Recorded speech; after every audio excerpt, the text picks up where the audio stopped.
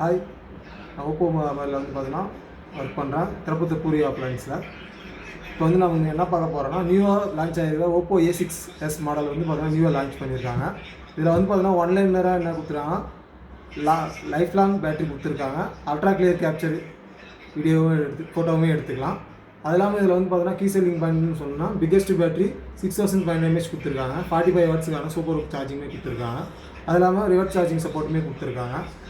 இது இல்லாமல் refresh rate வந்து பார்த்தீங்கன்னா 120 Hz refresh rate. Peak brightness வந்து பார்த்தீங்கன்னா 1125 hits வந்து பார்த்தீங்கன்னா பீக் பிரைட்னஸ் கொடுத்துருக்காங்க.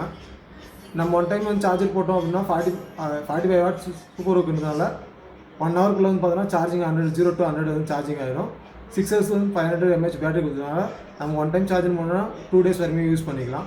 அது இல்லாமல் போகிறீங்க அப்படின்னா நம்மளுக்கு மொபைல் கம்ஃபர்ட்டாகவும் இருக்கும்.